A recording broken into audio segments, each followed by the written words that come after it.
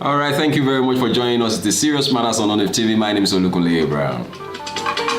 Well, we'll go straight to the matter at hand. PDP and Wike is in the news, and I do not know how long they're going to be in the news, but they are still in the news for not the good reasons anyway. Nothing good still coming out. I think things are getting worse and worse by the day. Wike is jetted out of the country earlier on today, though sources close to him say cannot really tell where he actually went to, but somewhere in Europe. You know, he went somewhere in Europe. But then we are not sure as to what he went to do or where he went to, whether it is still on these PDP issues and all of that. But then at the moment, PDP begs Wike as he alleged betrayal. He said in the news yesterday or 2 days ago that Ayu, the present chairman of the PDP party, the People's Democratic Party, allegedly collected 1 billion naira to manipulate the presidential primaries. My question is, why are you waiting up till now? Why did you wait up till now? And to take that question further is that, look, if the presidential primaries had favored him, or if the presidential primaries had favored Wike, will Wike be speaking, or will he be spilling out, all these supposedly secrets, that had to do with the party, primaries and all of that? You see, this is Serious Matters on ONIF TV, and we will try as much as possible to dig deep into issues and matters that make the round. And this particular one, I have said times and again that a house that is divided against itself will not stand, cannot stand. It is impossible. A house that is divided against itself. Look, when you have a party that keeps fielding a man who, after every 4 years, he lives outside the country, he does not feel the heat of what is going on in the country, and comes back every 4 years to come and contest presidential elections, and if he loses again, he gets out of the country and he comes back in another 4 years, and it goes on like that. Now, when I saw some of the things that I saw in the news earlier on, before I go into details, my conclusion is this: that number one, Atiku Abubakar does not need to become president. Or let me put it this way, that he is just wanting to add that becoming president to his CV or his lifetime CV.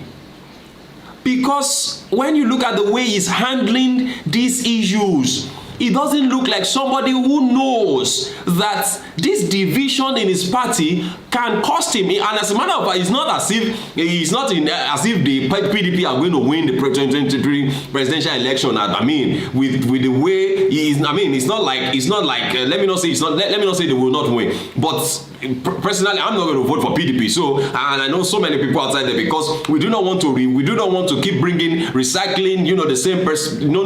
We do not want that. No, but we're not going to do that. But let's even have a level playing ground. Let's even have a level playing ground. Like, okay, let's even say that PDP was to win this election. Let's even say that PDP was the obedience of the present time. Now, is this how Atiku would have handled the whole thing? It looks to me like he doesn't mind. It looks to me like he has not lost anything. These guys have so much money. It seems like for me, I believe that because it's a financial, he is one major financial of that party. I believe so. That is one major financial of that party, and so whatever comes out of it, it's okay. He just wants to stand on whatever he wants to stand on this time around. He feels that he has nothing to lose. Do you know how much it costs to contest for presidential election? And this man has been doing it for about 7 times, thereabouts, 5 to 7 times he has contested. That's probably the 7th time he's contesting. And, as of now, winning is not even in view. Because in the party, there are issues. There are issues. There are issues. I didn't expect that. I didn't expect that the presidential candidate will allow matters to get to this point where a party member will begin to spill matters that have to do with, that have to do with the inside of the party. And it all started out with, people not standing by what they say, not doing what they say. And that is to show in the bigger picture, there is no way we can trust this party with whatever their manifestos are. Or whatever their manifesto is. Whatever promises they make, there's no way we can trust them. And for instance, the party chairman said if the PDP fields a northerner as his presidential candidate, he was going to resign. Up till now, he has not resigned. And Atiku is not a southerner. He's not a southeasterner. So what are we saying? Why can't you just fulfill simple promises? Why can't you just fulfill simple, you just make, and you are the one that made the statement, nobody forced you. Look at how you are causing division in the party.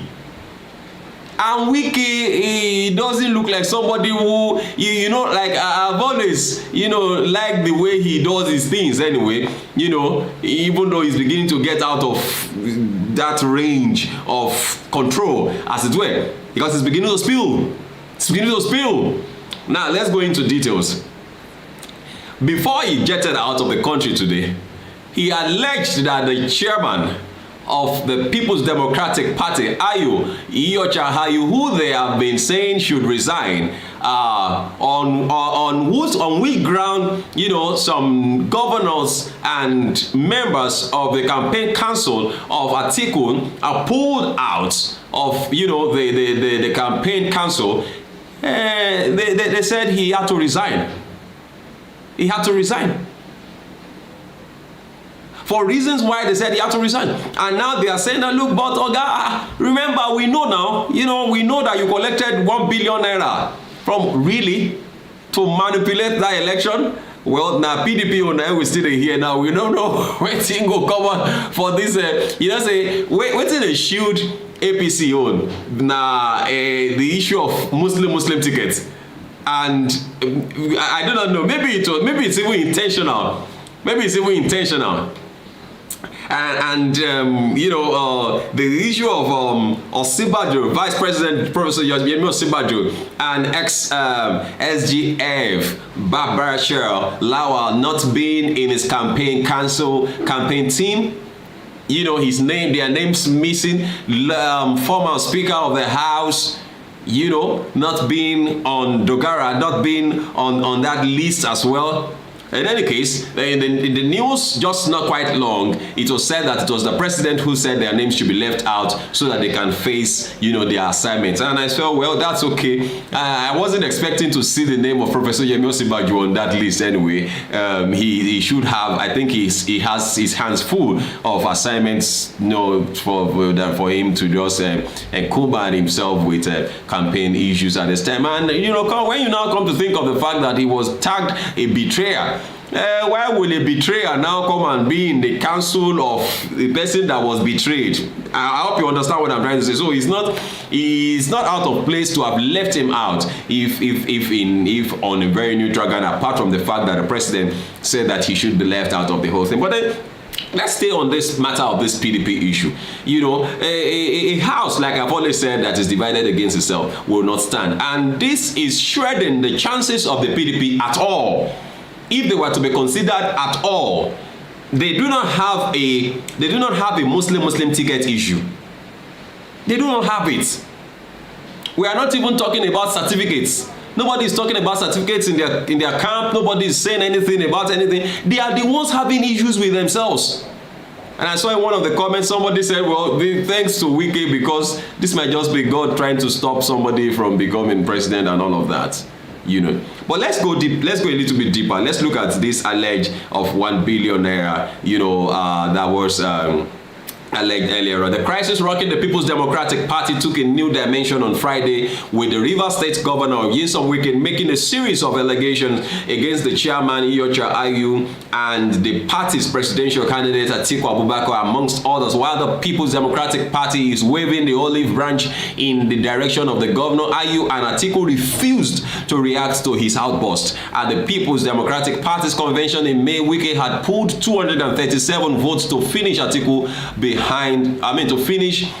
second behind Atiku, a former vice president whose 371 votes gave him the privilege of flying the party's flag in the 2023 presidential election. Although Wike has continued to pledge his loyalty to the People's Democratic Party, he said he was not going to resign. He said he's not going to leave the party, and he dared the PDP to suspend him. He is insistent that following the emergence of Atiku, the national chairman of the party, Ayu cannot continue to preside over the affairs of the People's Democratic Party, given that he is from the north like the presidential candidate, and so he is afraid. I just borrowed the word afraid, not in the sense of fear, no, but then that he's afraid that there might not be some level, there might not be a level playing ground, there might not be equity, there might not be justice, there might not be fairness in the dealings of the party. Well, as touching the issue of manipulation, still Wike talking there, the Rivers State Governor said that he lost, he said, it's a report. There was this report that Wike, who lost the presidential candidate to Atiku in the May primaries, has so far refused to be swayed by entities to work with Ayu. He said if not for the love he and others in his camp had for the main opposition party, they could have prevented the PDP convention from holding. He said Wike, who revealed this in an ongoing media parley, alleged that the People's Democratic chairman Iyorchia played a vital role that was detrimental to other aspirants in the emergence of Atiku as the PDP flag bearer. The governor alleged that Ayu called several presidential aspirants to step down for the former vice president during the convention. He was calling aspirants to withdraw for Atiku. He said, I was there, Saraki and others were there. He manipulated the delegates. There was nothing Ayu did not do to ensure Wike didn't emerge. Wike said. The governor added meeting upon meetings were going on. Pressures were being mounted on people to step down. Even on the night of the convention, meetings were going on. That is why we started our convention late. Some of the retired generals were involved. Some of the meetings were held in their houses. There is nothing they didn't do for me to step down. Those who know me know that I would have stopped the convention even if heaven falls. Oh, well. This is serious matters. It's serious matters. But you know what makes it more interesting is that, well, we're sure to see a lot of things unfold, you know, as we get closer to the election. And that is much more if this whole sagacity going on in the People's Democratic Party is not resolved quickly.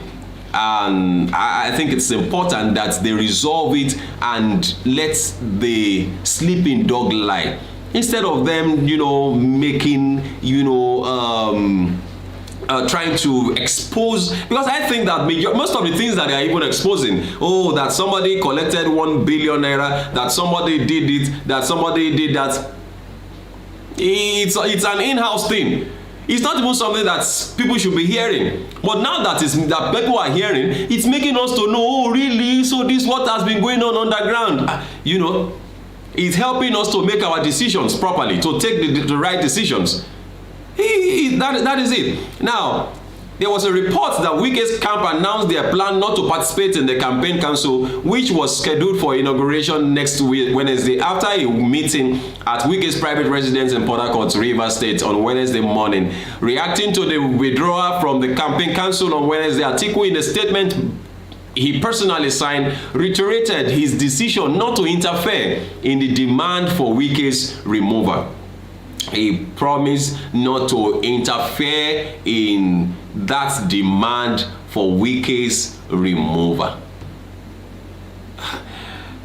Well, for me, I don't think that is what you want us to do to serve you much more better. Well, this is still Serious Matters on ONF TV. My name is Olukunle Abraham, and these are just our views. These are just simple views. They are, subjects to, oh, well, that was wrong and this is right. No, it's okay. This is serious matters. We're just discussing. We're just looking at matters, And like I said, please feel free, but then make your comments simple and civil, not pointing accusing fingers as it were, at anybody and all of that. But then, we look forward to having a beautiful election in 2023, but then I would always advise that please make sure you vote your conscience, vote for somebody who is competent, vote for fairness, vote for justice, vote for unity, vote for peace, vote for equity, don't vote for ambition, don't vote for anybody's ambition. My ambition might not favor you.